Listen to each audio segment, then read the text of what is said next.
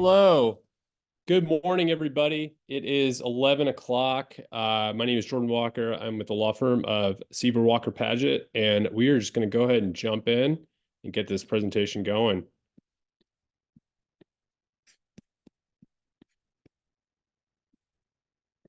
Again, thanks for joining me this morning. Again, my name is Jordan Walker. I'm with Seaver Walker Paget Law Firm. Today, we are going to be talking about the Ameren Central Illinois Grid Transformation Project. And we're going to be talking about eminent domain, what to do when you receive, if and when you get your offer from Ameren, and what to look out for during your discussions. And with that said, we'll just go ahead and get started. Real quick, just some introductory information about who I am, what we're doing. Our law firm, Seaver Walker Paget, is an eminent domain only law firm. We only represent landowners. We are not with Ameren. We are adversarial to Ameren. We're on the other side of what they do. In this scenario, they're trying to acquire your land. In this scenario, we are here to assist you to make sure that you are getting what you're entitled to during for your acquisition with Ameren. Today, we are going to be talking about the project. We are going to be talking about eminent domain. Most importantly, we're going to be sharing our knowledge. Our firm, we have done quite a bit of power line work. We've done quite a bit of power line work in the state of Illinois. I personally represented hundreds of landowners in Illinois on utility projects such as these. I've worked against Ameren before, and this is kind of in our wheelhouse, so to speak, for areas of law. So we've been through this a lot. We've seen a lot of easements. We've been through a lot of projects. We know how it goes. We know how it works. And so we've learned a lot. And our job as attorneys is to assist our clients in using that experience to get the best possible result. And today, though, we're here to just relay that information for your purposes and relay that knowledge and that experience so you're prepared during this acquisition. And I'm sure you might have some questions as we kind of go through this presentation. So if you have questions, feel free to ask them in the Q&A or in the chat box. I might address it as we continue, but if not, I'll address it at the end. We already kind of touched on this. We are an eminent domain only law firm. I am an Illinois licensed attorney. I'm licensed in actually 5 states now. But I am the Illinois attorney. I would be your attorney if you were hiring our firm. And again, this is the only thing we do, and this is the only thing we plan on doing. Let's talk about the project. So you might be aware of what's going on. If not, here's kind of a 10,000-foot view. Ameren is upgrading a ton of their facilities across the state.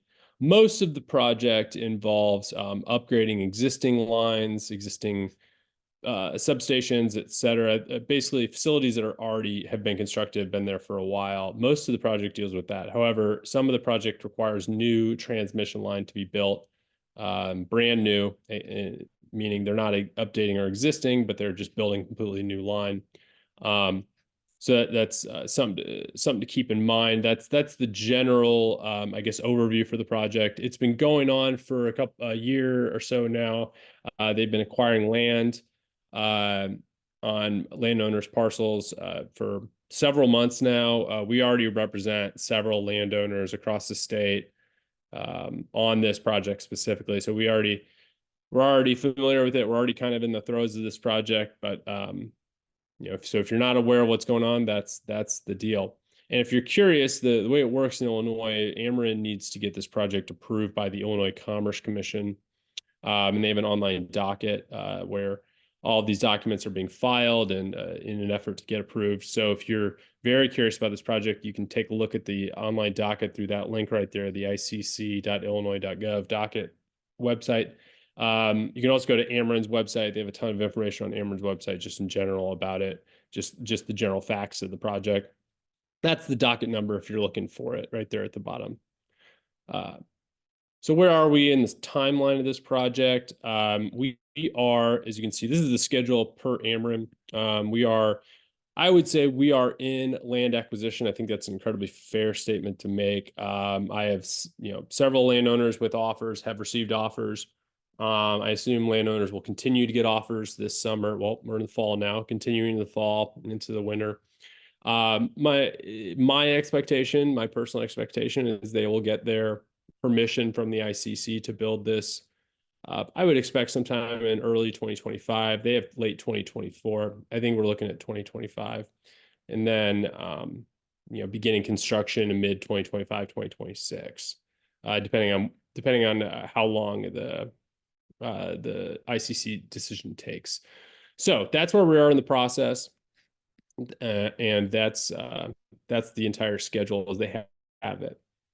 Again, this is what they're building. We talked about they're rebuilding quite a bit of facilities. They're adding to facilities. There is new power line, new transmission line being built on people's properties, brand new, so to speak. And the goal of the entire project is to basically upgrade everything to a 345 kV, which is the amount of voltage that goes through the power line. And this is largely just kind of facts about the project itself, but we'll move through this to get to the land acquisition. And that is this: what will they want from you? What does Ameren want from you? And Ameren's going to want an easement from you. So according to our research, let's go back a little bit. Why did you get this letter? Why? And some people might not know why they received this letter. Most people probably do. You received the letter because your property was identified by Ameren as one that might be affected by this power line. It was identified by Ameren at the ICC. These are, this is from them, that they're indicating, or they indicate at some point that your property would be affected by this project, and that's why you received a letter from us. It's possible that those plans have changed. It's possible that maybe you negotiated the line off your parcel. I don't know, but that's why you're receiving the letter based on our information. So if that is the case, and they still want your land, eventually they're going to need to come to you and try to get it. And they have to, according to Illinois law. And they're going to try to acquire what is referred to as an easement from you. And a lot of people know what easements are, but a lot of people don't. An easement is effectively a contract or a deed. A deed is a better way of putting it. But instead of deeding the entirety of your property to Ameren, you're deeding only the right for Ameren to do certain things. And of course, the follow-up question is, well, what certain things? And my answer to that question is, it all depends on what the easement says. So the easement basically says, I, landowner, grant the right to Ameren to do this. And then whatever this is what ultimately what the easement says, what the wording is, dictates what they can and can't do. And so the reason why I'm describing it like that is because one question I get a ton from landowners is, will Ameren be allowed to do this on my land? Will they allowed to do that? Can they come in the winter? Can they come in the fall? Can they come whenever they want? Can they build as many lines as they want? Can they do this? Can they do all of these questions? Every single question that pertains to what they can and can't do can be answered with, it depends on what that easement says. The easement will define the boundaries, the constraints, the responsibilities, everything that Ameren can and can't do on the easement. So it is an incredibly important document, and it needs to be drafted with precision and care. Needless to say, and we have, I have seen Ameren's easements. I've seen the easements that they propose to the landowners. As we said, we represent landowners on this project already. I have viewed the documents that they have been providing to landowners to say, hey, sign this. And what the easement says is not what they are telling you. The easement that I have seen that Ameren is proposing to folks is bad. It does not, it is incredibly far reaching. It grants way more authority and ability to Ameren to do things well in excess of building power lines. It grants the ability to add as many pipelines or power lines as they'd like to the area. It grants the ability of Ameren to sell their easement rights to a fiber optic cable company to install cable so that they can make money off the easement with no money going to you.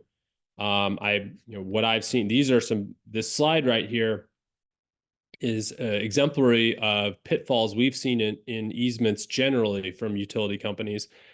And nonetheless, I have seen many of these pitfalls on the very documents that Ameren is proposing. I have seen unfettered access. That means access across not only the easement and public right-of-way, but all four corners of your property.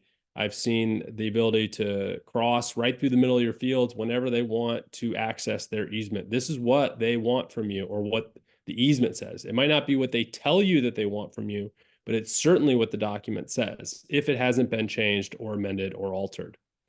So we're already dealing with an easement that is unfair to landowners and asking for way more than what is needed. These are some other examples. There's no clause for future damages. So damages that aren't paid for up front, what happens down the road? Who's responsible for that? It is silent on that. There is no clause for proper restoration, for proper construction processes and procedures. There is no clause that indemnifies or holds you harmless for issues that they cause on the property, maybe to third parties. I've seen that they have the right to build more power lines, to sell their rights to pipelines, solar farms. So it is not a good easement. And we have actually already gone through and redlined the easement that they have proposed to our landowners and taken out a bunch of the stuff that they don't need. The access provisions have been cleaned up. We've removed the ability to add power lines, add pipelines, fiber optic. These were done just as a matter of my representation and my clients, just a matter of course. So for your purposes, if you are in negotiations with Ameren, if you received an easement, have somebody look at it. I'd be happy to look at it for free to give you my thoughts. My suspicion is this: if it's the same one that they've been offering everyone else, then it needs revisions. Absolutely needs to be edited, changed, altered. And why is that so important? Well, beyond it affecting you and your property right now, easements are forever. They last forever with the property unless they are extinguished. And I got news for you. Ameren is not going to extinguish this thing. They are going to keep these rights as long as they can, especially if the rights are in their favor and broad. So going back to, what can happen when the easements are poorly drafted and signed, ancient easements become modern easements. What you sign, what you execute it'll stick to the property. And whether you sell that property to somebody else or your kids inherit it, or however the property is conveyed to somebody else, if it is, that easement will be there. It will be there just like the power line will be there. And if the easement isn't worded correctly, even if the power line goes away, the easement will still be there. Ancient easements become modern easements. Easements are forever. They're like diamonds. And some people think that, rather, I think a lot of times folks sign easements and think, okay, well, it's not gonna, it doesn't seem too bad. And they're just going to build the line and they'll disappear and that's it. And a lot of times that's the case. But again, because it sticks forever, we are seeing in this project what that means when easements are poorly drafted, because on this project, Ameren is also using old easements that were signed on this by landowners to other utility companies that they then sold, that ended up with Ameren. Ameren owns all these easements that were signed in the 40s and 50s on this project, then upgrade their power line. And because those easements were so poorly drafted back in the 40s and 50s, many of them are blanket easements, which grant the right to all four corners of the parcel. These blanket easements, these poor easements were written, signed, agreed to 40, 50 years ago. Now Ameren has them 70 years later, and they're using those same easements to construct their new lines. So for you, if you were to sign this easement that they're proposing, there's a decent chance that 30, 40, 50, whoever in your kids inherit the property, and there's another power line that wants to come through, or maybe they want to install fiber optic or a pipeline. And guess what? They can do it because the easement that you signed now is still in effect down the road. So again, the long story short is that these documents require your attention. It's going to last forever. It's imperative that the easements get your attention and an attorney's attention to make sure they're appropriately drafted, make sure they're not broad and not granting Ameren anything that they shouldn't have the right to have. So that's easement. That's what they want from you. That's what they want to sign. So there's two aspects to anyone's utility acquisition. It is the easement itself, the wording, and then the money. And the money is obviously a big portion of it. A lot of people care more about the easements than they do the money, but some people care more about the money. Either way, I can just say that our representation includes both. We do both money and the easement language. But back to money, the offer that they give, we've seen them too, and guess what? They're also insufficient, and they're generally offered on a structured, scheduled basis. So they're largely the same offers throughout the state. Obviously, they might change county to county a little bit, but they're by and large the same, and they're all deficient. They do not, in our view, offer appropriate compensation for consideration of all the issues, all the aspects of a power line acquisition. A complete compensation package should include a proper price per acre. It should include a proper payment for crop damages for up to 5 years, possibly more. I believe they're offering 4, but I don't think they're doing a full 100% for all 4 years. There needs to be a payment or for anticipated soil and ground damages, or a clause in the easement that requires them to remediate properly. I went through a big deal with this with Spire utility company, formerly Euclid in St. Louis, where they built a pipeline during, well, it was pretty inclement weather and really messed up the ground. And this can happen. And this is something, especially with Midwest weather, you don't know when they're going to be building specifically. You don't know what it's going to be like. And if they start constructing in rain and mud and it messes up your fields, it could be very difficult to get it back to where it should be.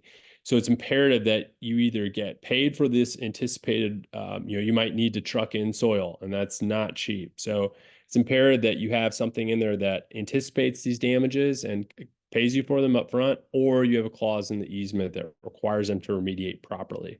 Because if you don't, then they won't. They're going to try to build this thing as cheaply as possible. And if that means not doing a great job remediating your land, they will absolutely do that. You should also have a proper consideration of all damages, field tile, irrigation, compaction, all the things that come with running, what happens when you run big trucks and move soil in on agricultural and recreational properties, how to fix those lands properly. You need to be paid for all these damages, either upfront or there needs to be a clause requiring their payment. And this is, of course, in addition to any bonus payments made by Ameren or offered by Ameren. So I want to talk about land agents for a little bit because the land agents are the right-of-way agents. They're the folks that are tasked with acquiring your land by Ameren. So Ameren, like any utility, will hire these third-party contractors, landmen as they're called, and their job is to buy your land. Their job is to get your land for as cheap as possible, as quickly as possible. I think it's important to remember just kind of an overarching principle when you're dealing with right-of-way agents. Just remember what the interest is, what the motive is of the right-of-way person, the agent. Is their motive to help you out? They might say that, but think about it. Are they on your side? Are they looking out for you, or are they just trying to get you to sign that document? Chances are they're just trying to get you to sign that document so that your parcel's closed and they don't need to worry about it. Beyond that, they get paid for closing your case. They are incentivized to get your land as cheaply as possible. So just keep that in mind. And these are just some, I call them tricks. You can call them negotiating postures, strategies, what have you. These are just kind of, I guess, we've seen land agents kind of indulge in these types of tactics when negotiating with landowners. We see, as if they're offering maybe more than fair market value. That's something that we've see a lot, but according to who? Bonus payments. This is very common for them to throw some, quick, small upfront money again to make it seem like they're doing you a favor, and that you need to hurry up and sign or this is going to go away. We've seen that a lot. Crop damages, again, they're going to owe you crop damages regardless because they're damages and they exist. So them paying you that doesn't really mean much. We've seen shell games. We see right-of-way agents try to talk about certain categories of damages and avoid other categories of damages because they want to have discussions on low dollar figures. An easy example of that is that if you're quibbling over crop damages, you're avoiding larger issues, like soil damages or the easement language. They'll love to have that conversation with you where you're quibbling over crop yield, soybean yield, corn yield, what have you, and saying, well, it's actually this per bushel per acre, and I want this, dollar and cent. And that's a conversation they love to have because those dollar figures stay low for Ameren.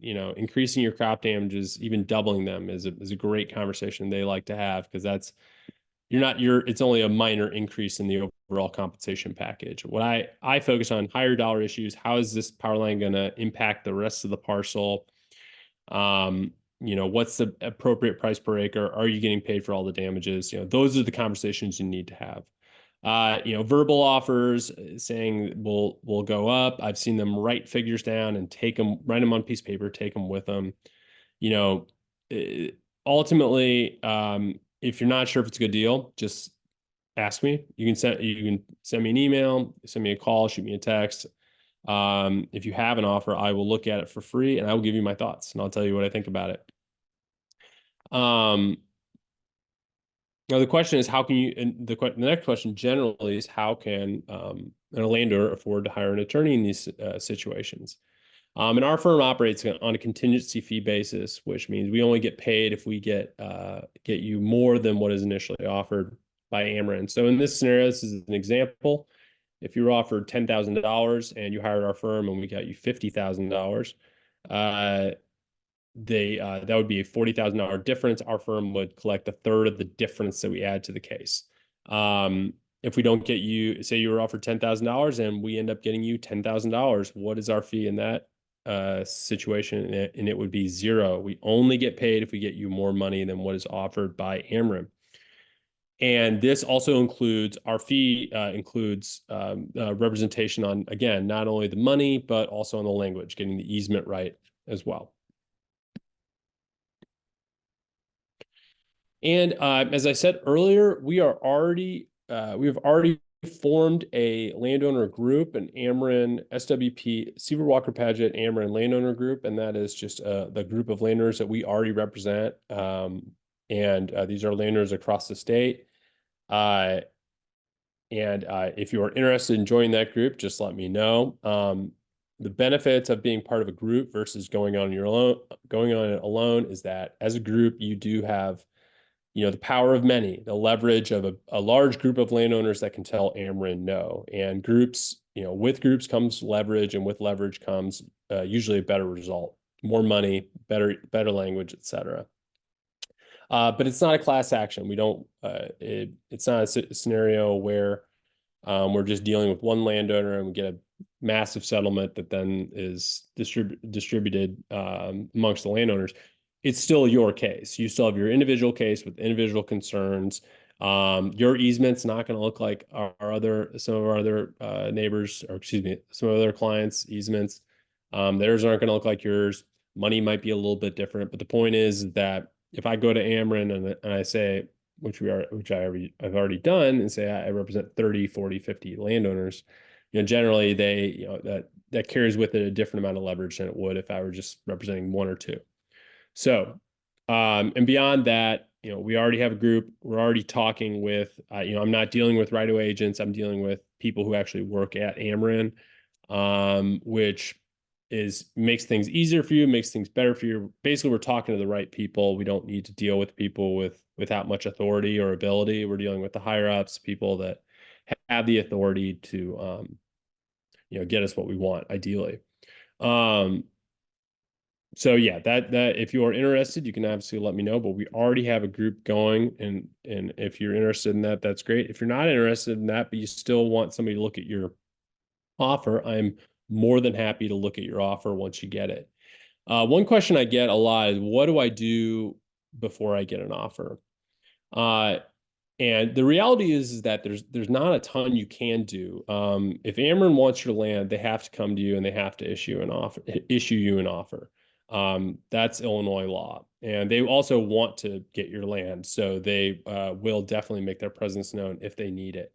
if you're not sure if you're affected, or maybe you were at one time, you aren't anymore, I would go to the Ameren website, this gridil.com. I believe they have interactive maps where you can play with it and see where your property is on the map. So I'd take a look if you're not sure what's going on. Ultimately, though, again, if they want it, they will approach you. And so finally, we're not, I want to say that, we do have a lot of experience in this, and we have a lot of experience in this specific type of law in this area, this situation specifically. I represented a 70, I can't remember, 60 or 70 landowners against Ameren previously on the Illinois Rivers project. It was another cross-state power line project. We were able to get everybody, more money that was what was offered. So I would say significantly more than what was offered. And that was, I think, a successful result for everybody. Then there was the Spire STL pipeline. I talked about that previously. I think we represented about 40 landowners on that project as well. And then finally, we currently represent dozens of landowners on the Greenbelt Clean Line. And there's there's a carbon capture pipeline we also represent several landowners on as well. In Illinois. So, we have a lot of experience doing this type of thing. We've dealt with a lot of easements, and this situation shouldn't be any different. So finally, and I will open up to questions, comments, if you have any. The strength in numbers, we already have the group going, so that is something that you don't need to worry about. If you want to be part of our group, just let me know. If you have questions, if you have any right now, please ask them. If you think of any later, feel free to shoot me an email. You can text me. That's my cell phone. You can fax. That's our fax number. Yeah, just remember that, if you're not sure what's going on, you want a second look, just give me a call, and I'm happy to look at it. Now, with that being said, I will open up the forum for any questions that anyone might have.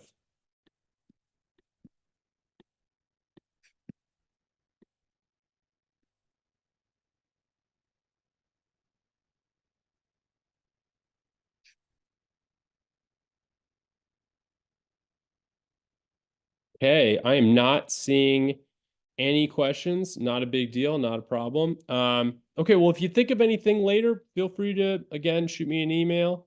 I'll go ahead and put this up one more time.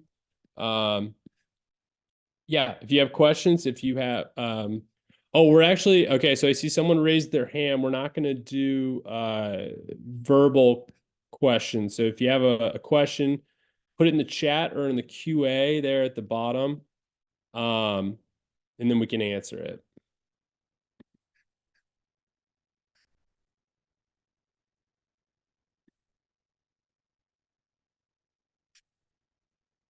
Okay. Well, doesn't look like we have any questions. So go ahead and if you think of it later, just again, email me. But other than that, thanks for stopping by, and good luck, and let me know if you have any questions.